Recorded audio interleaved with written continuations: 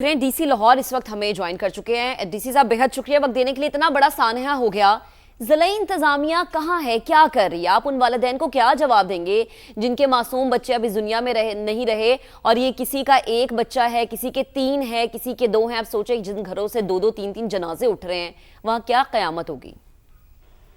बिल्कुल, जब से ये अनफॉर्चुनेट इंसिडेंट हुआ कल से, तो हमारी तमाम टीम्स बशमूल मेरे तमाम ऑफिसर्स वो वहाँ मौके पे गए। सारा जो रेस्क्यू का ऑपरेशन था उसको मॉनिटर किया, सुपरवाइज किया। उसके बाद जो लोग इंजर्ड थे उनको अस्पताल पहुँचाया। फिर जो उनका ट्रीटमेंट था उसको हमने इंश्योर किया, खुद वहाँ पे हम मौजूद हुए, उधर लोगों से इंटरेक्ट किया। उसके बाद फिर जो डेड बॉडीज़ थी उसके तदफीन के हवाले से हमने फैसिलिटेट किया फैमिलीज़ को, सबको। जो कब्रिस्तान था, जनाज़ा थी, जो इलाका था उधर उनके लिए जो जो मैक्सिमम परसेंटेजेस लाइक जो रिक्वायरमेंट थी, चूँकि गरीब इलाका है, लोग बेचारे डिप्राइव्ड हैं, तो मैक्सिमम उनको फैसिलिटेशन रात गए तक हमारी चलती रही। उनके जो फ्यूनरल्स थे उस पर हमने अटेंड किए। फिर हमने सारा डेटा कंपाइल किया उनकी कंपनसेशन के हवाले से, और उनको जो जो शुरू में जो एक इनिशियल असिस्टेंस होती है वो हमने प्रोवाइड की। और अब बाकी जो केस है वो हम उनका प्रोसेस कर रहे हैं। सही, बाकी केस को प्रोसेस किया जा रहा है। डीसी साहब ये भी कहेगा कि मुतल्लिका इदारों की भी तो कोई जिम्मेदारी होगी। इस आने से पहले खस्ता हाल इंफ्रास्ट्रक्चर, बाकी तमाम तर गैर कानूनी तौर पर गैर रजिस्टर्ड ये जो ट्यूशन सेंटर था, क्या कोई नोटिस वगैरह, कोई इस तरह का कोई भी तरीकाकार नहीं? जिम्मेदार कौन है इसका आखिर? इस पर मैं आपको बताता चलूँ कि ये कोई सच प्रॉपर फॉर्मल कोई एकेडमी नहीं थी। ये बेसिकली एक घर था, एक कमरे का, और उसमें जिस तरह एक हमारे यहाँ होता है कि इलाके में मोहल्ले में ख़वातीन जो हैं बच्चों को पढ़ाती हैं, तो ये इलाके के बच्चे आके पढ़ते थे, खातून पढ़ा रही थी, उनका अपना ही घर का ही कमरा था। और फी बच्चा वो 300 रुपये लेती थी, मतलब एक इनफॉर्मल से ये अरेंजमेंट था। तो ये सच कोई वो रजिस्टर्ड ट्यूशन एकेडमी या उस तरह का ये सिस्टम नहीं था। सही। अच्छा अली साहब ये फरमाएगा, आपने बड़ा अच्छे तरीके से एक्सप्लेन किया। इसका मतलब ये है कि मैं चाहूँ कि मैं अपने घर में एक ट्यूशन सेंटर खोल सकती हूँ, मैं एक छोटे से कमरे में 20 बच्चों को बिठा लूँ, जबकि कैपेसिटी नहीं है। मुझे कानून भी कुछ नहीं कहेगा, मुझे इदारे भी कुछ नहीं कहेंगे, क्योंकि एज यू सेड कि ये कोई प्रॉपर ट्यूशन सेंटर नहीं था। कहीं ना कहीं कोई SOP तो होगा ना। अगर एक कमरे में भी बच्चों ने बैठना, उसको रजिस्टर तो करवाना पड़ेगा, कानून की नज़रों में लाना पड़ेगा, लाइमलाइट में लाना पड़ेगा, क्योंकि घर के अंदर एक कमर्शियल एक्टिविटी है। कोई इदारा, कोई महकमा, कोई तो जिम्मेदार होगा। देखिए, जहाँ तक एक फॉर्मल सेटिंग्स में जो एकेडमीज बनती हैं, स्कूल्स बनते हैं, उनका तो एक आपको पता है एक तरीकाकार वाज़ेह है। एजुकेशन डिपार्टमेंट उसको ओवरलुक भी करता है, उसके लिए SOPs भी होती हैं, उसके रजिस्ट्रेशंस भी होती हैं। ये कुछ हमारी जो एक आप जैसे कहते हैं इनफॉर्मल इकोनॉमी होती है हमारी सोसाइटी में। ख़वातीन घर में जैसे सिलाई कढ़ाई का काम कर लेती हैं, बट वो ऐसा उसको कोई इंडस्ट्री का स्टेटस नहीं होता, या वो ख़वातीन हैं अपने बच्चों को वो पढ़ा लेती हैं मान ले कि ये इस तरह का इनफॉर्मल सा एक छोटा सा सेटअप था, जिसकी वजह से इसका कोई ऐसा उसका मैकेनिज्म या उसकी कोई रजिस्ट्रेशन वगैरह का सिस्टम नहीं था। डीसी साहब, अगर हम इस बात को एक सेकंड के लिए जहन से निकाल भी दे कि ये कोई गैर रजिस्टर्ड शुदा ट्यूशन सेंटर था, थी तो रिहायशी इमारत ही ना, तो क्या रिहायशी इमारतों के लिए कोई SOPs नहीं? क्या उनके इंफ्रास्ट्रक्चर के लिए मखदूश, बहुत ज़्यादा मखदूश इमारतों के हवाले से कोई नोटिस जारी नहीं किया जाते? क्या उनकी कोई नोटिफिकेशन नहीं है?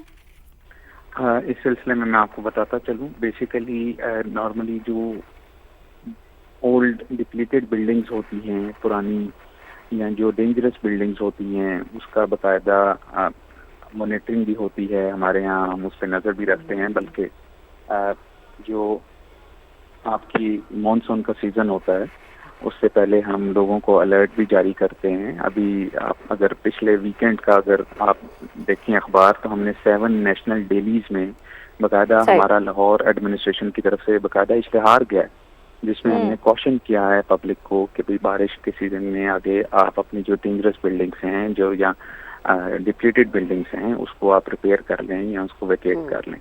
तो इस तरह की चीज़ें हमारी चल रही होती हैं। बट ये जैसे कहते हैं ना, बैकवर्ड या गरीब लोग जो अपना एक अपने बजट के अंदर एक जिस तरह का वो कर लेते हैं, घर बनाते हैं, उसमें ज़ाहिर है उनके पास जितना बजट होता है, कच्ची छत, टी गार्डर वाली, अपने अपने बजट के तहत تو یہ اس طرح کی عمارتیں ہوتی ہیں. اب ایک کمرے کا گھر تھا ٹوٹل, چھوٹا سا اس کا صحن تھا, تو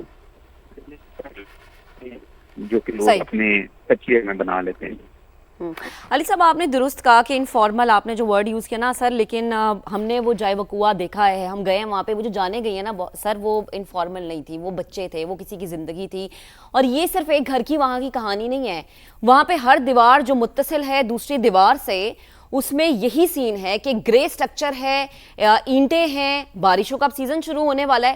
کتنے گھروں کو وہاں پہ نوٹس گیا؟ اگر کوئی ریکارڈ آپ کے پاس ہو تو پلیز ذرا شیئر کیجیے گا. دوسرا, ان فیوچر ہمارے پاس کیا پلاننگ ہے, کیونکہ ظاہر ہے ہر گھر میں جوائنٹ فیملی سسٹم ہے, ہر گھر میں لوگ رہ رہے ہیں, تو ان فیوچر آپ لوگوں نے کیا پلاننگ کی ہے, کس طرح سے چیزوں کو محفوظ بنایا جائے گا, عمل درآمد کس طرح سے کروایا جائے گا, یا پھر خدا نخواستہ کسی اور سانحے کا ہم انتظار کریں گے؟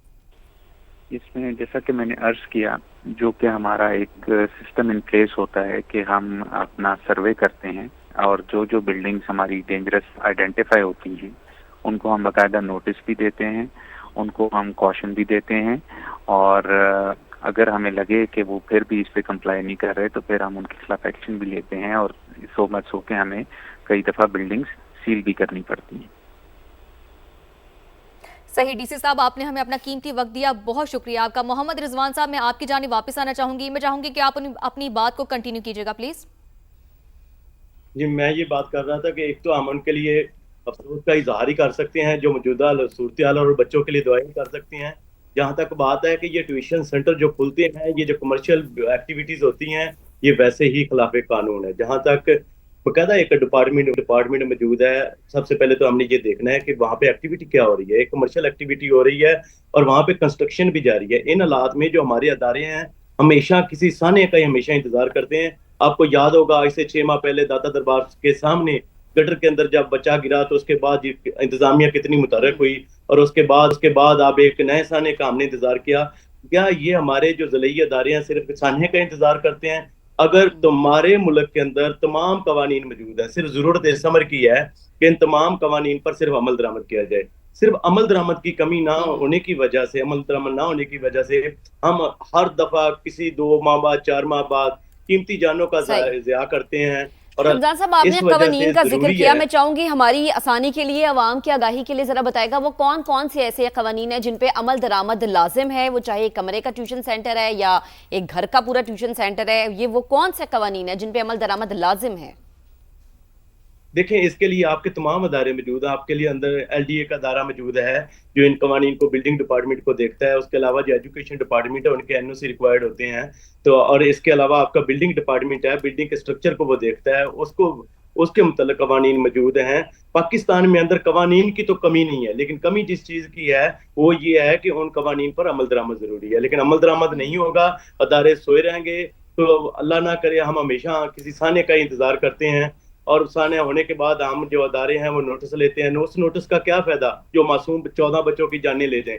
اور اب تک جو ہماری جو غفلت ہے وہ اتنی زیادہ ہے کہ ہم کیا کریں. ان والدین سے پوچھیں جن کے 14 معصوم بچوں کی جانیں چلی گئیں.